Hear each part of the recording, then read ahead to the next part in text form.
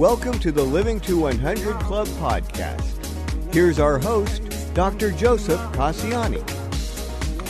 Hello, I'm Joe Casciani, your host for the Living to 100 Club podcast. Our conversations are all about aging well and doing what it takes mentally and physically to live longer and healthier. Our guests share insights and recommendations about successful aging, stories of perseverance, and inspiration about our future. Today's program certainly fits the bill. Our guest for this Living to 100 Club podcast is Jim Flaherty. Jim has lived a nonstop life and sees no reason to stop living, learning, and loving. Jim wants everyone to recognize every day as a miracle, an opportunity to embrace the magic of life. He reminds you today is the oldest you've ever been and the youngest you'll ever be. That's right. So let's make the most of it. Just a little background on Jim. Besides an award-winning career as an international advertising writer and creative director in New York City and Buenos Aires, Argentina, Jim created and managed a brilliant country inn conference center in upstate New York. Home is 80 miles north of Manhattan, an art-filled converted barn with an interior pool and 2 adoring pooches. His new book, Dear Old Friends, a loving reminder the band won't stop playing till you stop dancing, XO Jim. Besides a memoir of a grateful life, the book gives you many ideas for aging productively and cheerfully. It's a friendly, easy-to-read book to help anyone learn how satisfying a long life can be. Jim says he greets every morning as a gift, an opportunity to learn and to share your positive outlook with others. He likes to quote George Bernard Shaw, "You don't stop playing because you got old because you stopped playing." Jim, welcome to our podcast. I feel like I should tap dance in or something after that introduction. Let's do that. I did make a change after our initial meeting, Joe. I changed I love the subtitle of Dear Old Friends. Uh-huh. Loving reminder the band won't stop playing till you stop dancing. But I decided it needed to be more pointed, and I changed it to read, stay young, stop thinking old, and love your life every day. Because I wanted it to be right to the point of what I'm talking about. Stay young, stop thinking old, and love your life every day. Every day. I like that. And I'm going to spring another one on you today. Since writing and publishing that book, I published it last November, so it's new this year. Right. I've just finished the draft of a follow-up book. Oh, wow. Which I hope to have out in a few months. Oh, wow. And I'm in the same category. The title of the new book is going to say, there'll be a small line at the top that says, "Stop whining." Stop whining. Uh-huh. And then the big title will say, "Acknowledge your age." And then underneath that it says, "You can be better than ever." Wow. Because I'm finding with many of my friends, as you all know, folks, I am, at this moment, I'm 86, but next month I'll be 87. Okay. So I'm 87 years old, basically. Yeah. Remarkable, Jim, and you're so productive and so spirited. I love that. Yeah, no, life is good. It would be boring as hell to sit around. Yeah. One survey I read said that some horrible thing like 45% of all seniors over the age of 65 watch television 48 hours a week. Yes. And I thought there's got to be more to life than that. You've got to have a reason to get up every morning and get with it. Yeah, and I think that same research also talked about volunteering, that the average person volunteers about 2 hours a week or something like that. We need to flip that, right? Yeah. Absolutely. I always like to open by asking our guests to tell us briefly about the journey that brought you to where you are today. I mean, 86 years, you've been around the block a few times, so give us the highlights, Jim. We can even say 87. I'm really only 30 days away from 87. 86 and 11/12. That's right. I look back at my life and I've had such a good time. I have no regrets. I mean, it wasn't all sunshine and roses and a staff to wait on me and a big wealthy money and trust funds. My father was district attorney of the city of Miami when I was a kid. That was very exciting. I was the DA's son. Because medical science wasn't quite that advanced, he went in the hospital one Sunday and died the next Sunday at age 47. So we had no money, and I fortunately and I had no siblings, but I had a very smart, wonderful mother who gave me a lot of my good thinking. She said I have a lot of my father in me, the ability to communicate and to talk to people. But I remember my whole life, mother saying, guess what? You're not going to inherit anything. You know that, darling. And nobody owes you anything. So if there's anything you want in life, get off your fanny and work for it. And go for it. And I said, fine, I agree. And I was born or given the juices to become a very cheerful, and I don't even use it as a bad word. Yes, I've been a workaholic, but God, it's so much better than being a do-nothing-aholic to sit around and having to be drudgery. Yeah. So I scraped through college on scholarships and working, came to New York City, got a big job for $3,400 a year. After taxes, I took home $200 a month with no allowance from home. Living in New York, that was 1957. And I lived in substandard housing. And did it hurt me? No. Maybe it made me understand the importance of a dime and a quarter, because in those days, a quarter was something I really did not take casually at all. I went into the Army, and my wife must have been out of her mind. I met this lovely girl, and we got married 8 weeks or 9 weeks later. And when I was earning $80 a month in the Army. And why we all did things like that when we were that young, but we said, we really want to have children right away. Right? So we had, within 3 or 4 years, we had our 2 daughters. One was born in Syracuse, the other one was born in Brooklyn. By then I'd gotten back to the New York area. And I had great fun. I loved having babies. That was fun. And then as the girls were growing and I was stepping up the ladder little by little, I laughed, Joe, in this world where, I think the starting salary I'm making this up, of course, the starting salary at Burger King is $95,000 a year now. The salaries are out of control. I remember coming home to my wife in I had to be 38 years old. It had to be about 1968. Yeah, around 1968, I came home and said, we have it made. I had got a big promotion and I am earning, get this, $35,000 a year. We're the Rockefellers. We've got all we'll ever need, right?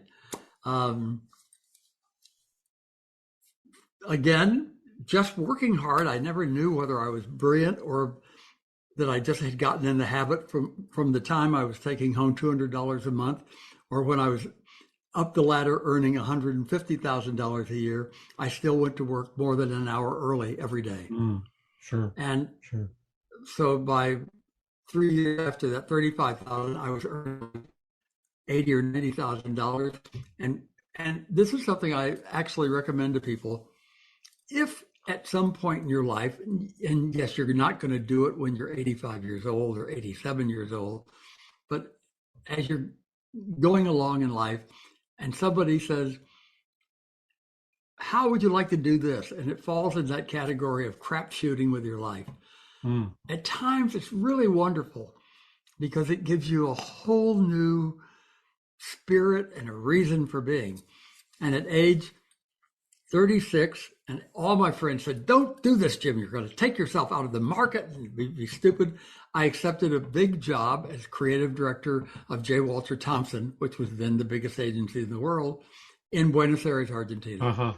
Yes. And the children were 9 and 11, and we moved 6,500 miles to live in a foreign language, in in a very strange world. That was when Perón came back, and it was Barnum and Bailey time every day. Yeah. But it was fascinating, and it did change all of our lives. We became international. I still have one of my two daughters has lived 35 years in England, and both daughters still speak Spanish fluently, as do I. That's great. It became part of our life.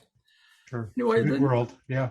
I came back to New York and was doing very, very well. And at the top, when I really could call my own shots, one day I bought an abandoned stack of stone and with one partner recreated it and opened a 4 or 5 star inn. And I personally ran it for 25 years. I was there at 7 o'clock every morning, dressed in tie, saying, "Good morning, did you sleep well?" and running it. And we built it into, everybody said, "You're going to lose your ass, Flaherty. This is stupid." Hospitality business in a small town in the boonies. We were 82 miles north of New York City, and I turned it into a profitable operation. And the partner went out building homes, building custom homes all in the area. We live on the Connecticut border. I'm in New York State, but just a mile from the Connecticut border. Sure. So it's been a very, very good life. I've gone through a few tough years. My partner of many, many years developed dementia, and I went through 3 years. He died last June, and I went through 3 years of being a caregiver.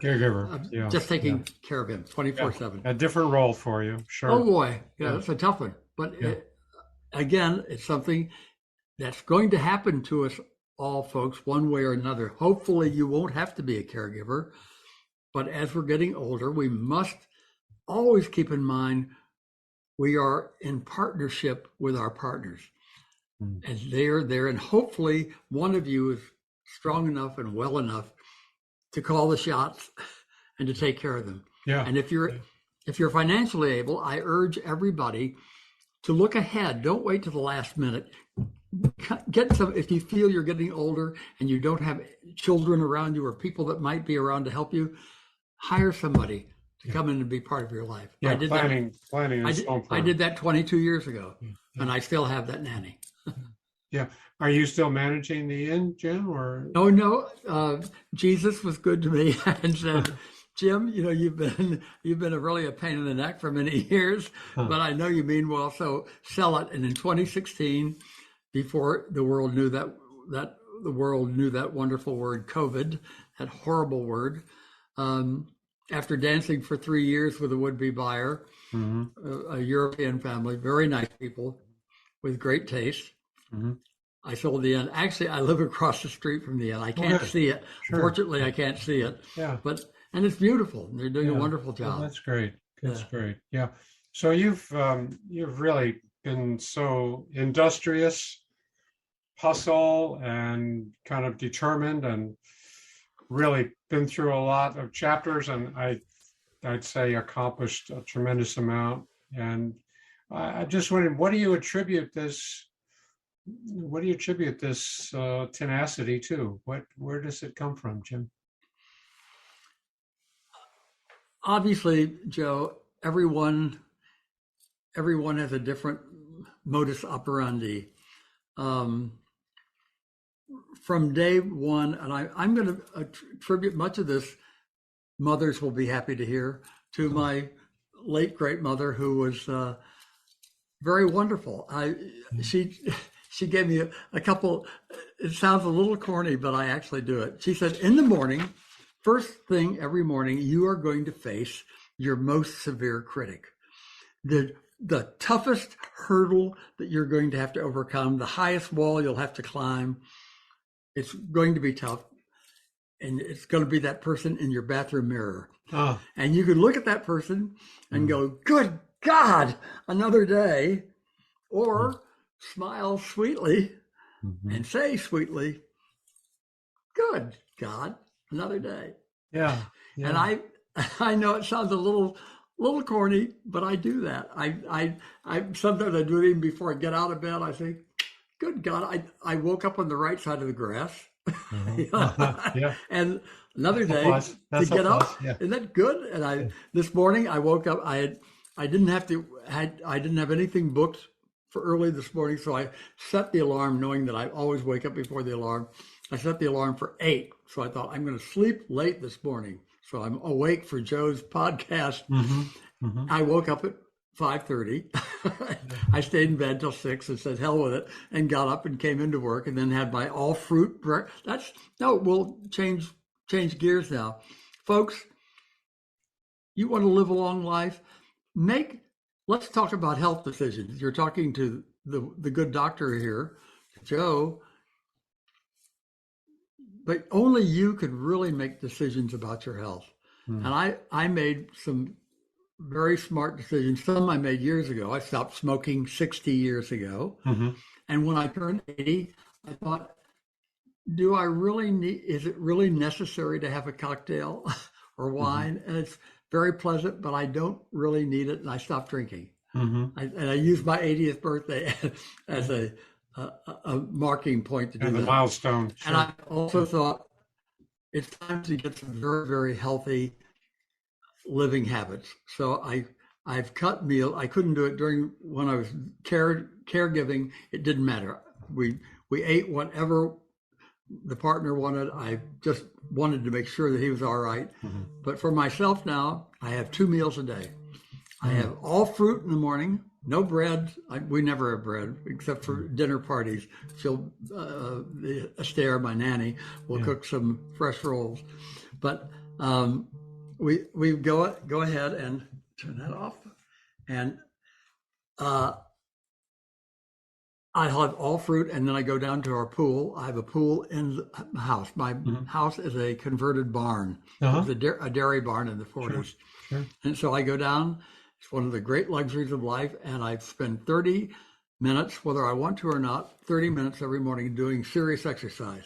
Not swimming laps. I'm doing this kind of exercises, deep knee jogs and using weights. And do that 30 minutes every day. Then I go upstairs, not hot tub shower, and get dressed for the day. Yeah. Wow. Then dinner is between 2 and 4 o'clock. Dinner today was 3 p.m. today. I had scallops on some risotto and a salad. Nice. Yeah. And then a little later, a few bites at dinner. No, if I'm hungry later on, I will have a dish of low-calorie ice cream. Okay. Some people do marijuana. I do ice cream. Yeah. Well, ice cream competes pretty well. Yeah.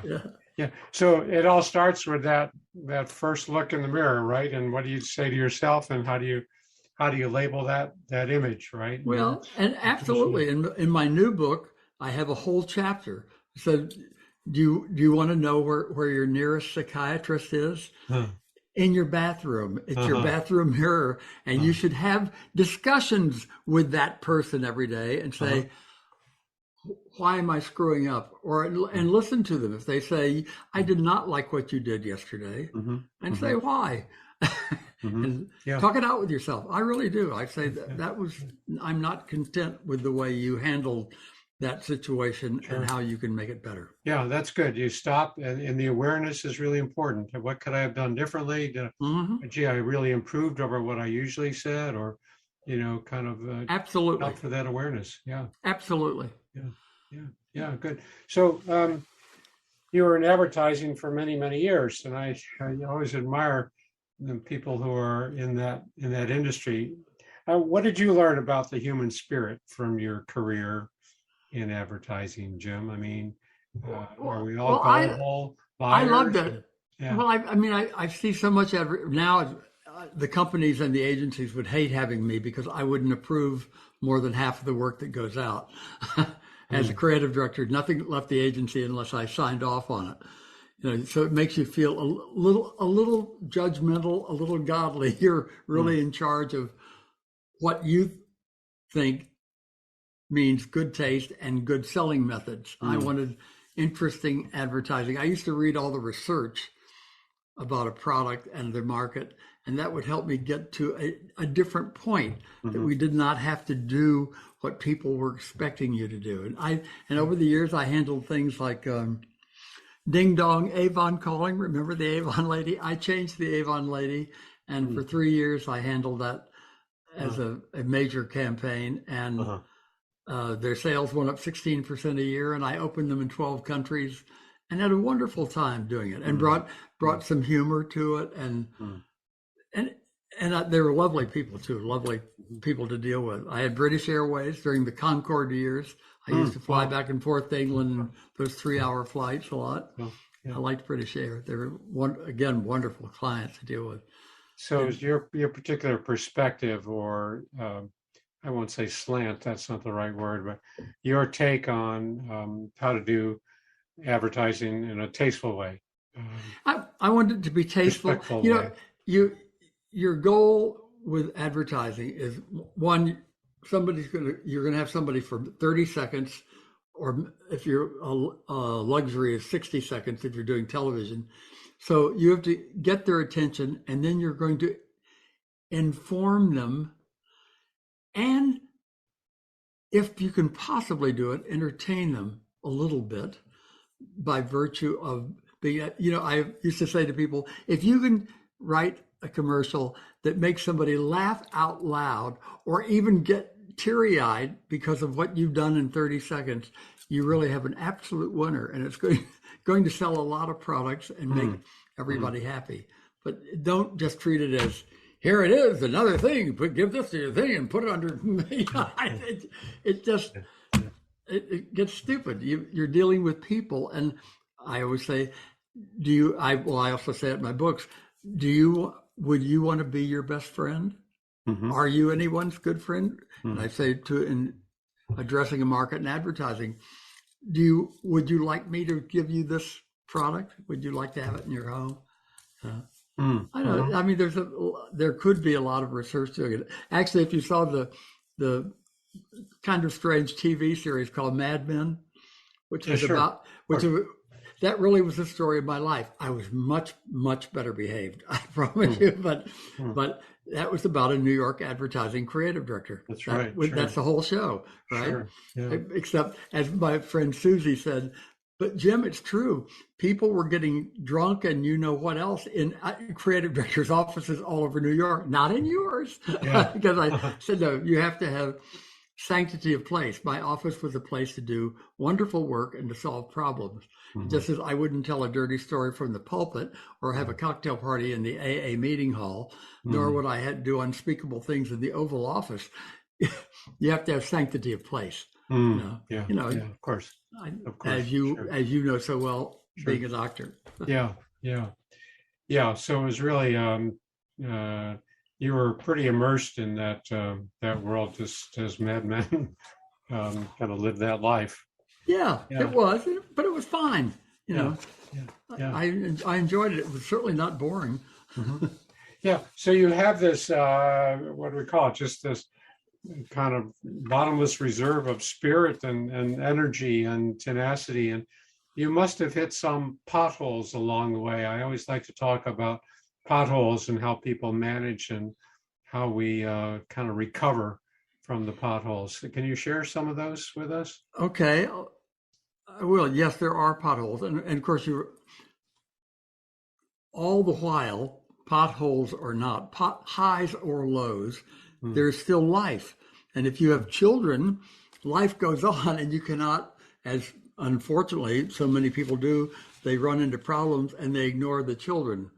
That can't happen. You have to maintain a working relationship with your children and hopefully not get them hurt by it. Sure. My wife and I separated after 15 years, and it pained me terribly. It was I guess what you call eventually a friendly divorce. I took care of her the rest of her life. That I knew was necessary. I made sure she had a house and that she was okay. And meanwhile, educated the girls, and I'm very close to my daughters. My children are 60 and 62, but and they're funny and they're bright. Talk about a difference, Joe. One is a scientist. She's a medical researcher and science writer. Right, well paid for it. And the other one's a shaman. Shaman. So you have really opposite ends of the spectrum. Both writers, both have books out, and they each dedicated their first book to me. I said, "You're just trying to make sure I don't change the will." they said, "Absolutely, we know." Yeah. So opposite ends of the continuum, and but they're great. You're the bridge between the two. Yeah. They're great. They're funny. Knowing they love each other too, which is what I really like. Yeah, that's great. So potholes. Potholes. Yeah, you've got to be mindful of the family and everybody that's depending on you, and you can't just throw your hands up, right? And also, I think, especially if you're getting into relationships, husband and wife, or boyfriend, it doesn't matter what it is. You have to remember there's another person there, and you're feeling pain, so is the other person. And I think you always have to try to look at it both ways. Interestingly, over the years, I was raised Catholic. Then I drifted away. I became what I guess they call them lapsed Catholics. And lately, one of my closest friends is a rabbi in his life, and he's darling and he's funny as hell. And he calls me a collapsed Catholic. Because I'm an elder, meaning board member, a senior running a Presbyterian church here in Armenia, and the Reverend and I are really close friends. Wow. And I said, you have me on the board because you wanted a hitman. That's me, because I'm not famous for being real patient. I want everybody to get up, do it, get it done. You got the target on your forehead. Okay. Yeah, right. Yeah. So that's okay. But it's fine. Okay. Yeah. So the potholes, as you say, that's life, and you're right. There are events that come along and throw us and turn our world upside down. And sometimes people say, that's it. That's the last straw. I don't think I can take any more of these. And other people say, well, I'm gonna have to dig deep and see what I can do to get through this one. I've got other people in my world, and I need to be determined and push forward. So bigger pothole for me was being a caregiver for 3 years. I mean, I did it with love and caring, but they don't call it dementia. They don't call it the long goodbye for no reason. I basically said goodbye twice. Saw somebody die in front of me for 3 years. Yeah. It's very, very hard. Well, it's been called the funeral that never ends. Yeah, it really is. And even when it does end, you still grieve. You grieve and mourn because you think, what else could I have done? Nothing. Well, again, it's that awareness and stopping to say, is this, me? Is this what I can do? This is my new role. This is my new right. And I'm going to just have to keep pushing through it. Yeah. So tell us about your book, Jim. Dear Old Friends, The Role of a Lifetime. And Claire, you had...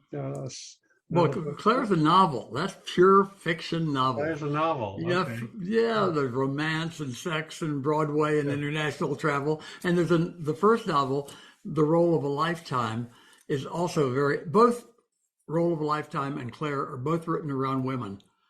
All the heroes in both books are women. There are men in them, but they basically are women heroes, because I like women. Generally, I like women better than men. That's okay. And in most cases, I think they're smarter than men. I think they got the short end of the stick historically, because it was I'm going to go off and do my job, but you've got it easy. You can just stay at home and run the house and do the cooking and raise the children. We've re-examined that, haven't we? Yes. Fortunately, that's gone away, but that's okay. But the current books, the ones that I think are more relative to your audience, Dear Old Friends, and the new one coming up, Acknowledge Your Age. Really, they talk about, I know one of the things I talk about in both books, which I think is a very good mantra or a way to live. I was raised with the golden rule, something that started back before the days of Confucius in one form or another, and it evolved into that good thinking but awkward language of do unto others as you would have others do unto you. And my mother raised me with that. And as I got older and was becoming a writer, I said, I like it, Mother, but I'm rewriting it. She said, "You're rewriting the golden rule." Yeah, I said, yeah. Okay. "Yes, Mother. I'm not rewriting the Lord's Prayer. I'm rewriting the golden rule in a way that is meaningful to me and to my children, so that they will understand it." So I rewrote it to five, because I said, if you lay the classic golden rule on a 4 or 5-year-old, do unto others as you would have others do unto you, they'll go, huh? Mm-hmm. I mean, it doesn't ring. Yeah. Mine is, you get what you give. Uh-huh. So if you give a helping hand, a sympathetic ear, a warm smile, a loving hug, that all comes back to you. It absolutely comes back to you. If all you do is criticize, demand, bitch, complain, that comes back and bites you in your hindquarters. You get what you give. Yeah. And I say to people all the time, part of my preaching to people, I even have preached in the church that shows how far down the Presbyterian church has gone, is try it. I said, go out and tomorrow when you're in the grocery store, and those are thankless jobs, the girl stocking the shelves or the woman checking out your food, smile sweetly at the checkout lady and say, "Oh, thank you so much for putting all the frozen good things together. And isn't it a nice day, nicer day today?" And you're going to make her day better because you're not acting like a jerk, so the way so many people do. And she'll smile back at you. Sure. And she'll think after you leave, this isn't a bad job. Yeah. And so in a small way, you've helped somebody else. And we all know the most generous form of giving is to give something to somebody, not expecting anything in return. Of course. No. Sure. So yeah. So that's the beauty. You say that, you offer that pleasantry to the person behind the register, and you make her day, but she also in turn will offer something positive to somebody else. Yeah. Oh yeah. No, absolutely. It doesn't stop with her. It continues. It doesn't stop with her. Unfolds, continues. I never fail to say, "Well, good morning," when I'm stopping for iced coffee on my way to choir practice on Sunday morning. Yeah. That is the one morning I'm on my own. And and I live in a small boonies town, more blue collar town than not. And and it's and I'm dressed to the hill. I'm dressing in French cuffs and a coat and tie to go to. Sure. But I'm also acknowledging my age. Now, I was always the one to open doors and to carry suitcases for people. And now people say to me, knowing, they look at me and say, "Oh, look at that old guy." And they open doors for me. And somebody gave me a seat on a train the other day. And I said, "Well, thank you very much. I didn't turn it down. Hell no." Or shopping at Home Depot and they ask you if you need some help putting that into your car. Yes, absolutely. Yeah. I do. I don't turn it down, I can tell you. So, a lot of good days. I mean, really positive, uplifting days. Do you ever have any down days? I personally can't afford to get down for too long a period. Then I go back to that bathroom psychiatrist of mine and saying, what the hell is wrong with you? And try to do a self-analysis on myself. And I found part of it, this past year, I would have moments of, I realized I was grieving or mourning. I don't know. I never know which word is correct. Something had come up and I was feeling alone. I'm very fortunate. I don't live totally alone because I have my nanny who's been here 22 years with me. She'll turn 60 in a couple of weeks. And she's Mexican, but she became a U.S. citizen 2 months ago. So we're very proud of that. And she doesn't hover, but she's here. She has an apartment in the house, and she's around, always making sure, am I okay? She never leaves the room without saying, "Call me if you need anything." I know that I'm not alone. And with the elderly, that loneliness is a tremendous cause, as you know, Joe, of depression. And I have 3 or 4 people that I call, they're all women, that I call every day or every other day and say, "Hi, talk to me. What you doing?" It's good. Sure. Yeah, so you catch yourself before you start sliding back. I can't do that to myself. People can slip back, and before they know it, it feels like a dark place and hard to get out of that. But you catch yourself. That's great. That's smart. I mean, we all deal with these losses and disappointments and whatever, the failures along the way. But it's easy to kind of get sucked back into those. Well, and as we get older, everyone has to face the fact that we are not going to live forever. It annoys me. There's so many things on my creative plate. I have a half-finished screenplay that I really want to finish. I have created a TV series that I need to find somebody to get somebody to look at it. Okay. And I want to write another novel. And it frankly, it pisses me off that I can't pound the table and say, well, I've got 20 more good years. Yeah. No, I don't. I'm hoping to have 5 more of really good years when all of this still works. Because writing is the hardest non-physical job in the world, I think, because everything has to work. You can't say, well, I've slipped a little bit, I can go on writing. No, you can't. Doesn't work that way. Sure. But, in the book, In Dear Old Friends, one of the chapters, which I also talk to people a lot about, it says the importance of passion. I said, you must, if at all possible, have a passion. They say, what passion, Jim? I mean, come on, I'm 78 years old, I'm 83 years old. I say, no, it's not the sweaty kind of passion. It's a more important passion than that. Yeah. It's taking up bridge. It's learning a new language. I always wanted to paint. Take a paint, call the high school, find out if they offer a painting class. Everything in the world is now available online. I have one of my happiest stories. A friend of mine, she's 83 years old, and she read the book and she said, all right, Flaherty, just so you don't yell at me anymore. Because I was yelling at her because I said, you're becoming a couch potato. And it's stupid because I knew how brilliant she had been in her younger years. I mean, she was editor of magazines and, real hot stuff. She's gone back to college. Yeah, great. And I love it. She's 83 and she comes in, she said, the kids looked at me first like I was a reincarnation of Grandma Moses, and now they invite me to the library with them. She said, do you like the way I look? I went to the Gap with my girlfriend. And I think it's great. Yeah, get some college clothes. Yeah. And they argue politics. It is. It's age doesn't have to determine who we are or what we're doing, right? I mean, that's so true, Jim. Just to stay engaged and stay connected, and the importance of meaning and purpose, passion, whatever we want to call it, something that puts a smile on our face when we wake up in the morning. This is what I'm doing. This is what I look forward to. I think that's so great. Yeah. I had and I'm sorry to say that I can't remember his name.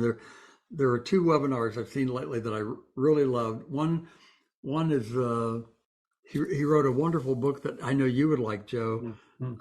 From Strength to Strength. Oh, it is wonderful, excellent. And the other one,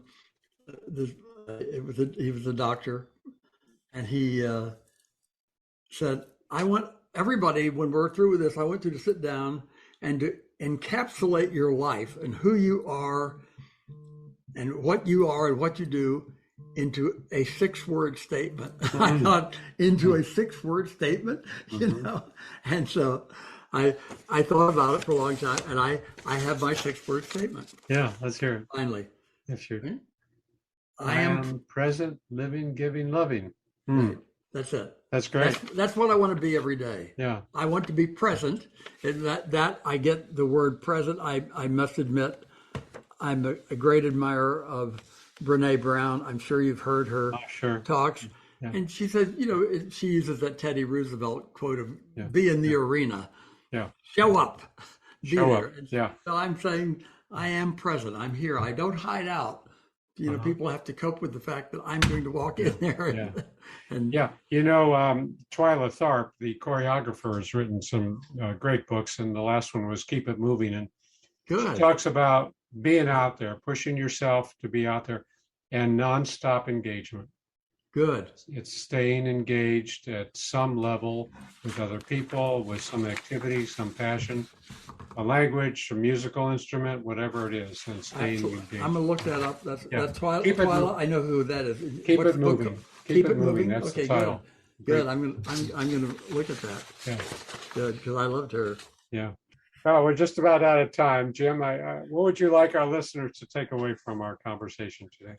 Well, I would welcome all of them. I would invite all of them if they're interested in my point of view or my books, rather than directing them to each book.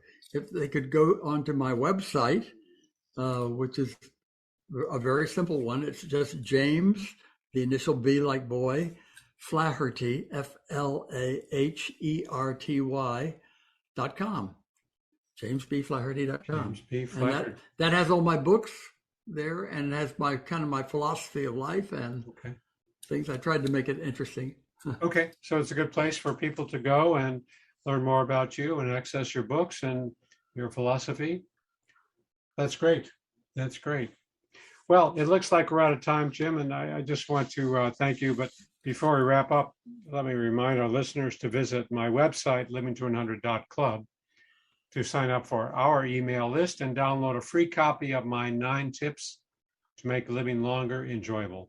While you're on the website, be sure to peruse the library of blogs and podcasts. And finally, if you're interested, reach out to me to schedule a presentation for your group in person or online. I think there's value in helping older adults feel inspired about their future. So, Jim, thanks so much for being a guest on my program. Your website is jamesbflaherty.com. That's it. And early happy birthday to you. You got a birthday coming up. So yeah, good. I won't celebrate it, but it's okay. It's all right. I send you some positive birthday wishes. Okay. Good. Thank you, Joe. It's been great pleasure to be with you and your listeners. Yeah. Thanks very much. And thanks to everyone for tuning in today. Hope to see you next time. Yes, sir. Adios.